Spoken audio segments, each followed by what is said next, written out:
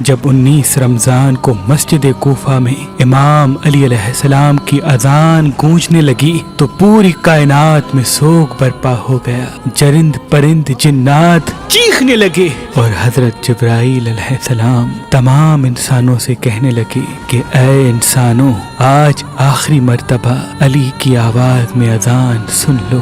مولا علی علیہ السلام اذان دے کے مصلی عبادت پہ آئے، اللہ کی عبادت کر رہے تھے۔ جیسے ہی آپ نے سجدہ کیا تو عبد الرحمن ابن ملجم زہر سے ڈوبی ہوئی تلوار امام علی علیہ السلام کے سر پہ دے مارتا ہے۔ بس مسجد کوفہ میں قیامت برپا ہو گئی۔ تمام چاہنے والے سر پیٹنے لگے۔ امام علی علیہ السلام کا مصلی خون سے رنگین ہو گیا۔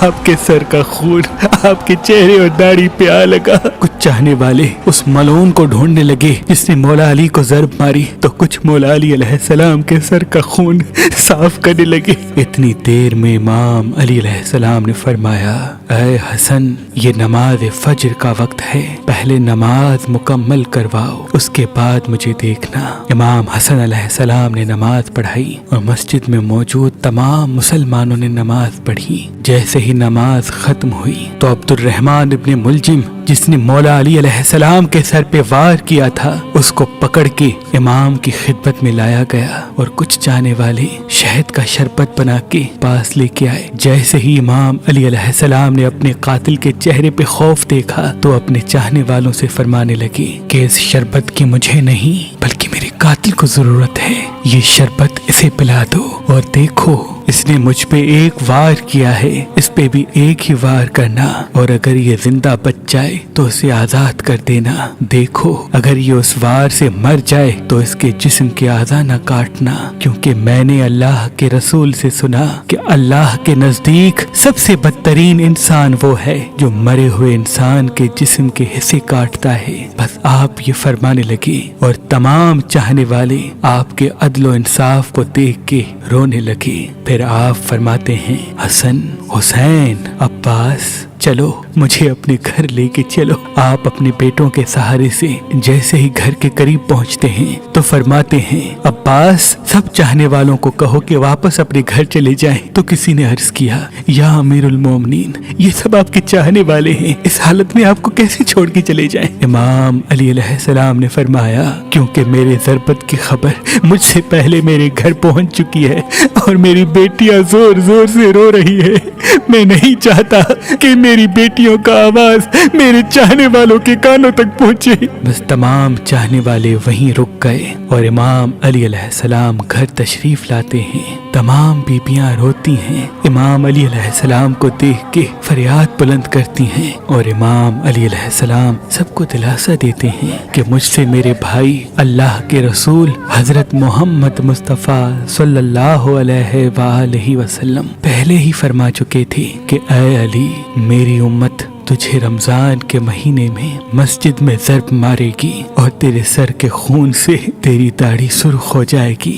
یہ وقت صبر کا ہے۔ آپ کو بستر پہ لٹایا گیا۔ تاریخ نے لکھا، جیسے ہی طبیب نے امام علی علیہ السلام کو دیکھا تو وہ چیخ کے رونے لگا اور فرمانے لگا کہ وہ ضرب زہر میں ڈوبی ہوئی تھی اور زہر مولا علی کے پورے جسم میں پھیل چکا ہے، جتنا ہو سکے آپ ان کو دودھ پلائے۔ بس جیسے ہی یہ خبر کوفے کی گلیوں تک پہنچی تو کوفے کے یتیم بچے اپنے اپنے حصے کا دودھ لیے امام علی علیہ السلام کے گھر پہ آتے ہیں اور بآواز بلند کہتے ہیں، یا حسن، یہ ہمارے حصے کا دودھ ہمارے مولا کو پلائیں، ہم ایک مرتبہ یتیم ہو چکے ہیں، دوسری مرتبہ یتیم نہیں ہونا چاہتے۔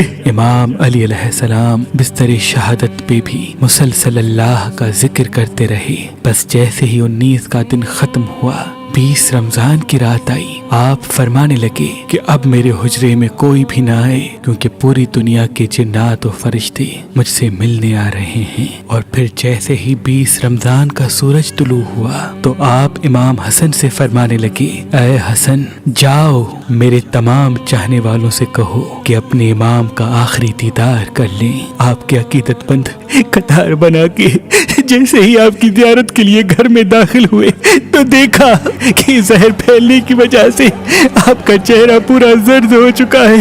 سب چیخ کے رونے لگے۔ امام علی علیہ السلام فرمانے لگے، پوچھو जो पूछना चाहते हो, क्योंकि मैं अली जमीन के रस्तों से ज्यादा आसमानों के रास्ते जानता हूँ। पूछ लो, जब तुम मुझे अपनी आंखों से नहीं देखोगे तो पछताओगे कि काश कुछ और पूछ लेते। किसी अकीदतमंद ने सवाल किया, किसी ने जवाब लिया, कोई ज़ियारत करता रहा। बस जैसे ही अकीदतमंद जाने लगे, इमाम अली अलैहिस्सलाम ने फरमाया, हसन मेरे पूरे खानदान को मेरे हुजरे में लेके आओ। इमाम अली अलैहिस्सलाम ने वसीयतें की और फरमाया, अब इस खानदान का वारिस मेरा बड़ा बेटा हसन है, जो ये कहे उसे मानना। और इमाम हसन से फरमाने लगे, ऐ हसन, जितना हो सके अपनी ज़बान और किरदार से मोहब्बत और अमन का पैगाम देते रहना। अपने नाना की सुलह हुदैबिया को याद रखना। कोशिश करना कि मुसलमान का दुश्मन न बने और तकवा से दूर न होना। अगर दुनिया तुम्हारे करीब आए भी तब भी इससे दिल न लगाना। दुनियावी चीज न मिलने पर कभी अफसोस न करना। हमेशा हक बात कहना, मजलूम की मदद करते रहना। हसन, हुसैन, जहाँ तक हो सके मेरे इस पैगाम को हर एक तक पहुँचाना कि अपने काम जिम्मेदारी से करते रहें और अपने दरमियान ताल्लुकात को अच्छा बनाए रखें, क्योंकि मैंने तुम्हारे नाना हजरत मोहम्मद मुस्तफ़ा सल्लल्लाहु अलैहि वसल्लम से सुना है कि लोगों के बीच में सुलह करवाना हजारों सालों के रोजा नमाज से बेहतर है।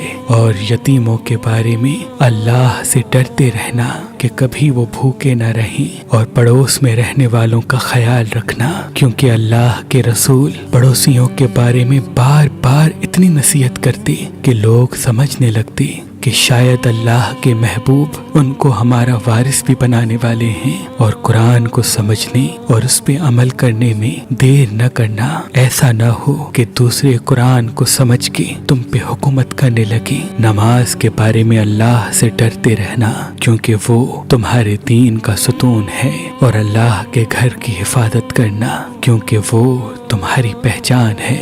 अल्लाह से डरो। अपनी जान, माल और जबान के बारे में न किसी का माल गस्ब करो, न किसी को हाथों और जबान से तकलीफ दो। एक दूसरे की मदद करते रहना। और खबरदार, सब मुसलमान एक दूसरे से जुड़ के जीना, वरना तुम पे वो लोग मुसल्लत हो जाएंगे। अगर तुम फरियाद भी करोगे तब भी तुम्हारी आवाज सुनने वाला कोई न रहेगा। और सारे अब्दुल मुत्तलिब के बेटों को खबरदार कर दो कि अगर इस ज़र्ब से मेरी शहादत हो जाए तो मेरे कातिल को भी सिर्फ एक ही ज़र्ब मारना। अगर वो बच जाए तो उसे आज़ाद कर देना। अगर वो मर जाए तो उसके जिस्म की बेहुरमती न करना, उसके जिस्म के हिस्से न काटना। क्योंकि मैंने अल्लाह के रसूल से सुना कि ज़मीन का बदतरीन अमल ये है कि किसी मरे हुए के आज़ाए जिस्म काटे जाएं, चाहे वो पागल कुत्ता ही क्यों ना हो। हसन, मेरे जनाजे में किसी को शरीक न करना। पीछे से हसन और हुसैन तुम उठाना, आगे से जिब्राइल और मीकाइल उठाएंगे और उसको एक ऊँटनी पे रख देना। जहाँ वो ऊँटनी रुकेगी वहाँ मेरी कब्र बनी हुई होगी। और मेरी कब्र का किसी इंसान को न बताना, क्योंकि अल्लाह के दीन के दुश्मन ये चाहेंगे कि मेरी कब्र खोद के मेरे जिस्म की बेहुरमती करें। फिर आप हजरत अब्बास को देख के फरमाने लगे, ऐ अब्बास, तुमको मैंने करबला के लिए अल्लाह से मांगा है। आज से हुसैन तुम्हारा आका है, इनकी गुलाम बन के जीना। फिर इमाम हुसैन को देखा और रो के फरमाने लगे, ऐ हुसैन, तेरी शहादत की खबर तेरे नाना ने तेरी आमद के वक्त ही सुना दी थी। तुझे 3 दिन का भूखा प्यासा करके करबला के मैदान में शहीद किया जाएगा।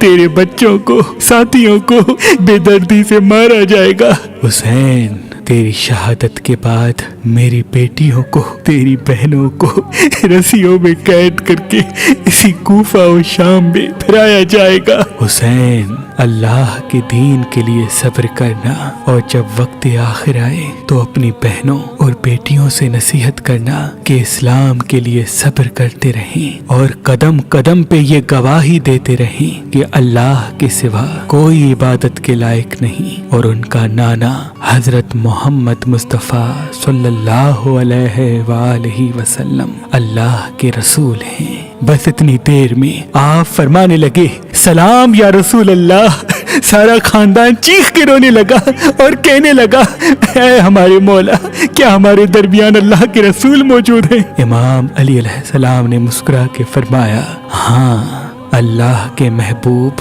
اور تمہاری ماں فاطمۃ الزہرا سلام اللہ علیہا مجھے لینے آئے ہیں۔ بس پورا گھر زار و قطار رونے لگا اور یوں امام علی علیہ السلام نے اپنی آنکھیں بند کر لی۔ آپ کی وصیت پہ عمل کرتے ہوئے آپ کے جنازے میں کسی کو بھی شریک نہیں کیا گیا۔ پیچھے سے حسن و حسین نے اٹھایا تو آگے سے وہ جنازہ خود بخود اٹھنے لگا اور ایک نورانی اونٹنی ظاہر ہوئی، جنازے کو اس پر رکھا اور وہ کوفے سے باہر چلتی گئی۔ ایک ویران جگہ پہ جا رکی جہاں ایک چمکدار پتھر تھا۔